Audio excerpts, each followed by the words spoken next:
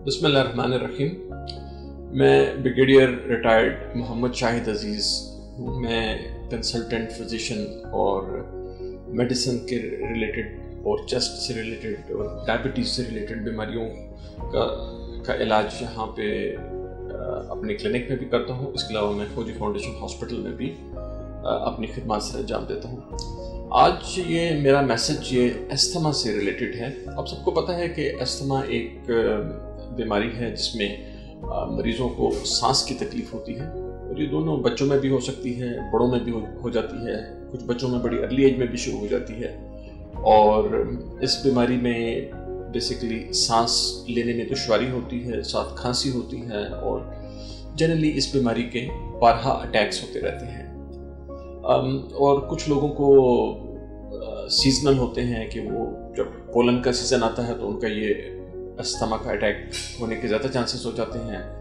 कुछ लोगों को सर्दियों में या मौसम की चेंज आने से इस चीज़ का अटैक हो जाता है, स्मोक से हो जाता है, डस्ट से हो जाता है, और बहुत सारे लोग हैं जिनको ये राउंड दी सीज़न ये अस्थमा चलता रहता है। फिर अस्थमा की आगे मुख्तलिफ टाइप्स हैं, हल्के दर्जे का है, दरमियाने दर्जे का है और शदीद दर्जे का है।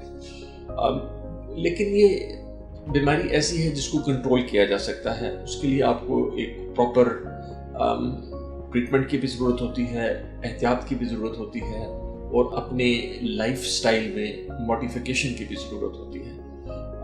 बहुत से पेशेंट्स जो अस्थमा के हमारे पास आते हैं वो जनरली अगर इन जो मैं आपसे बात कर रहा हूँ कि वो अपनी प्रॉपर केयर भी करें और अपने लाइफस्टाइल में भी चेंज लेकर आएँ और मेडिसिन को भी यूज़ करें, तो वो एक बिल्कुल नॉर्मल आदमी की तरह ज़िंदगी गुजार सकते हैं। जनरली हमारे मरीज़ों में मैंने देखा है कि उनमें थोड़ा सा ये रेजिस्टेंस होती है कि अगर क्योंकि ये अस्थमा जो कि आपको जैसे पता है कि बेसिकली लंग्स की बीमारी है, और लंग्स में सांस की नालियाँ तंग हो जाती हैं जिसकी वजह से सांस लेने में प्रॉब्लम होता है। तो इसमें जो मेडिसिन दी जाती हैं वो मेडिसिन आप ले भी सकते हैं यानी खा भी सकते हैं, लेकिन ज़्यादा इफेक्टिव तरीका जो है मेडिसिन देने का है वो इज़ थ्रू दी इनहेलर। और उसमें मुख्तलिफ अब डिवाइसेस आ गए हैं। पहले वो इनहेलर होता था जिसको आप मुंह में रख के दबाते थे और वो सांस के ज़रिए दवाई अंदर चली जाती थी। अब उसमें उसके साथ स्पेसर भी लग जाता है, एक स्पेसर डिवाइस होती है बड़ी जो आप इनहेलर के साथ अटैच कर लेते हैं। या ड्राई किस्म के इनहेलर्स आ गए हैं जिनमें आपको कैप्सूल एक पर्टिकुलर छोटी डिवाइस में डाल के आप यूज़ कर सकते हैं। और मतलब इसमें नई सी नई चीज़ें आती जा रही हैं, लेकिन जो हमारे बहुत सारे मरीज़ हैं वो समझते हैं कि शायद ये कोई ऐसी चीज़ है जिस पर एक दफ़ा वो लग गए तो उनको एक आदत पड़ जाएगी और वो इस चीज़ के आदी हो जाएंगे इनहेलर लेने के या इस तरह की दूसरी डिवाइसेस के।